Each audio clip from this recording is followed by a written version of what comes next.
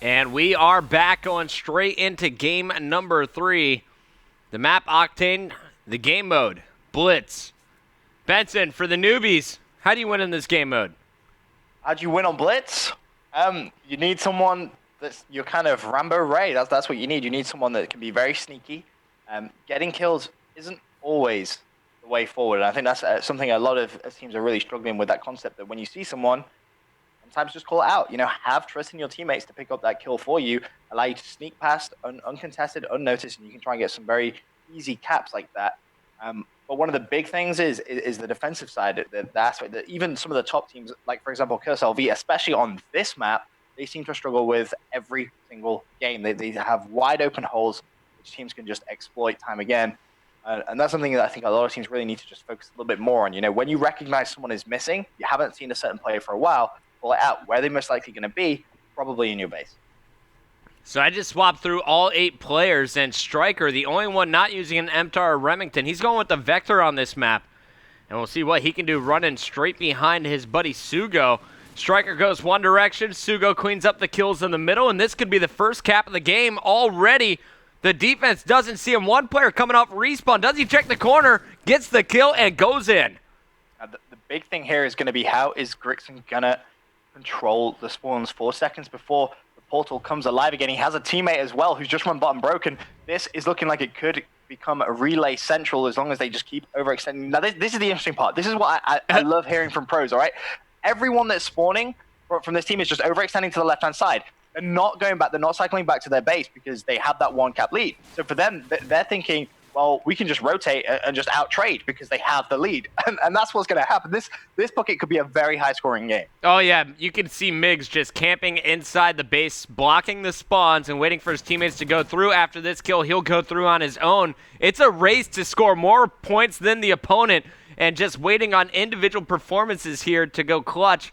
You can see now the attack from Curve as his teammate was cleaned up. We're going to see, it looks like the boys on Tech try and push back, but already it's 5-3 and still base control in favor of Grixon and friends.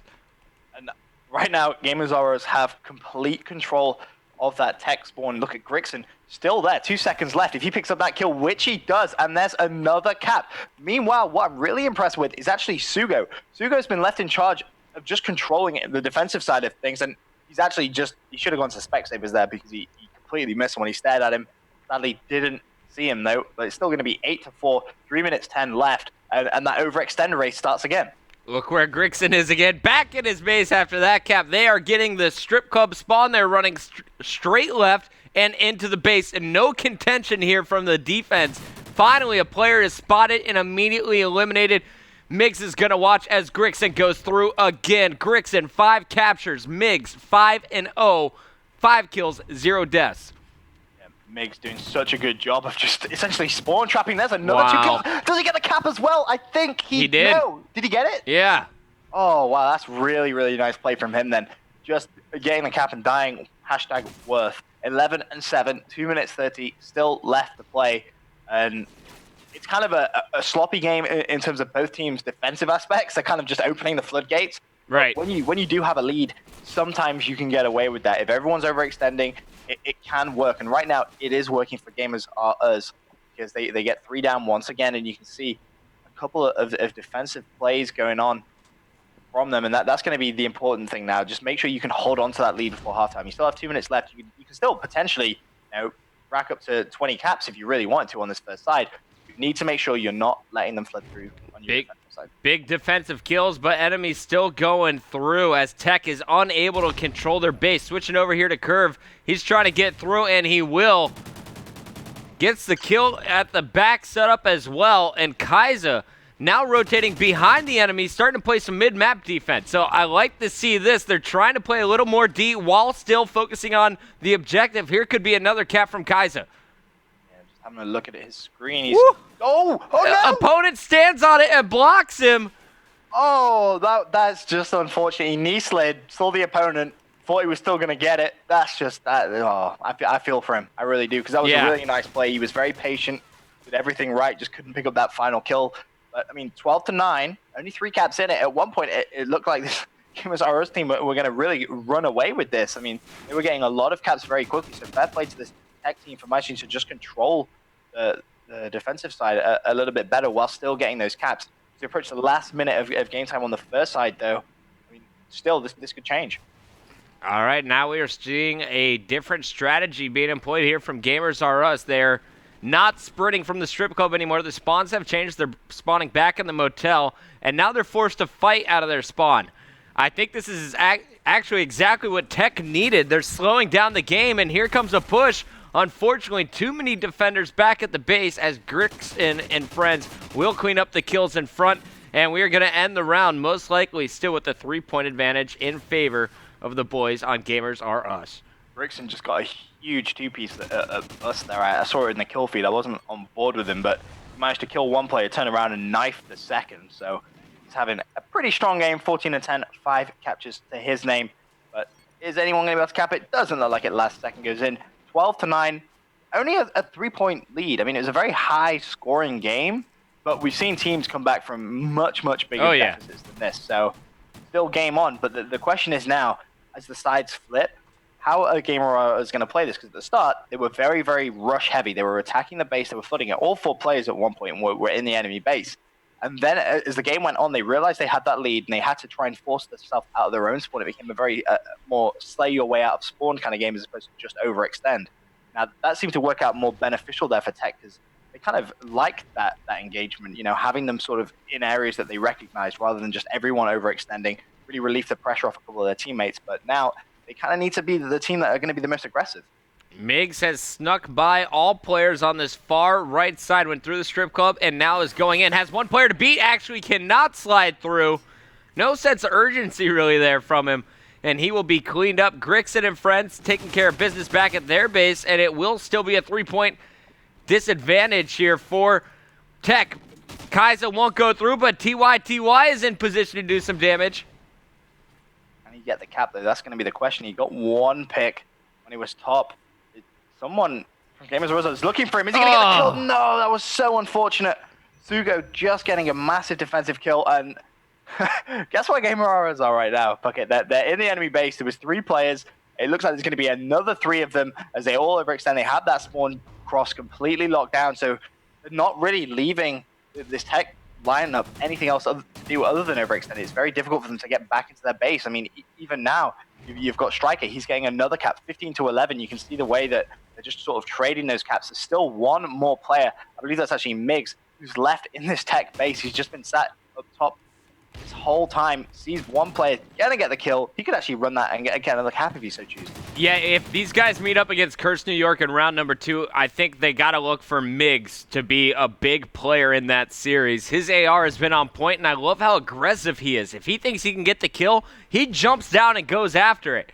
Now, that could get into some sticky situations against the pro teams, but right now it is really working out for him against this Tech squad.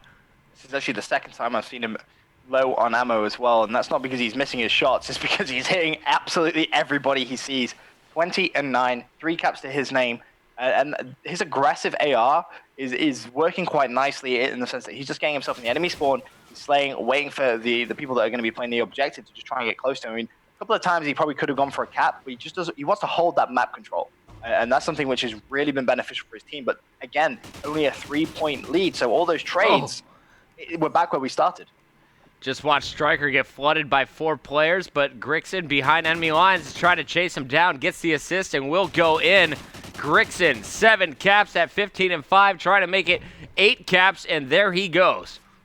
Well, more trades going off, though. 4 cap lead, 2 minutes, 20 seconds remaining. And Gamers R Us look as if they do have some control. It's guess who makes right at the back of their spawn, causing all sorts of havoc. And that trade of caps, which Kaiser's going to have to look and try and get now, I mean, it's just not going to be worth it in the long run. They need to lock down their defensive. They need to shut down Migs. That's the first thing that they need to do. They can kill Migs, stop him slaying in their own spawn. They'll be able to push out aggressively and try and tie this game up. But right now, all these trade-offs is just in favor of the Gamers R Us. Migs 14 kills positive so far in this game. Charging in for the capture. Will get cut down by the spawner. Striker gets one in the mid-street. Sugo staying back and playing defense for most of the game. He's been the dedicated defenseman, the goalie, if you will. And here you can see him picking up another one with the help of Grixon. Nice slang from Gamers R Us. They are ready to shut this down, but the scoreboard, still just a 3-point disadvantage for Tech. They could easily come back from this.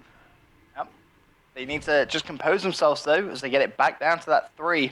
And once again, you've got Migs just slaying around, and that was a good defensive stop, but surprise, surprise, they get that presence back in the enemy spawn, and Tech just, they can't afford to overextend at this point. They need to rotate back to the base. With only 54 seconds left, it's no good if you get in this. It's up to Curve here. Curve, you got to check your right.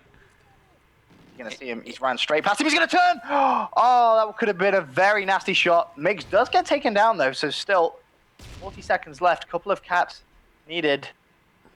They need it now. They need it now. Xbox is at the base. Gets in. They need to follow this up. Who's in position? You got Curve pushing up with Kaiser. Kaiser pushing middle. Another opponent went through their base though. They need a defenseman. They realize it. Can Xbox get over there? That is the question.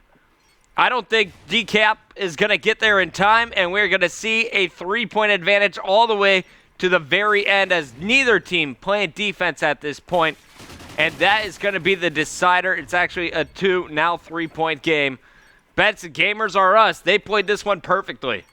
Yeah, they really, really did. They recognized when was right to overextend, when to capitalize, and more importantly, when to track back to their own base and just make sure they were defending. And, going up against Curse New York next, I don't know, Pucky. I think they maybe have to take a couple of maps. If Curse New York aren't going to be on the game, it's going to be the first game they're going to play today. Could they cause an upset, potentially? If I know Revan and Curse New York, though, they have been up since 8 a.m. warming up, so they will be ready for this match. That's very true. Congratulations, Gamer R Us. Tech, thanks for playing, and thank you for entering the U.S. Preliminary Qualifier number 2. Best of luck next year, but we are on to round number 2, and when we come back, hopefully we'll have Curse New York in the lobby as they go for their second chance. They fell just short to FaZe last week. Tonight is their night. We'll be right back.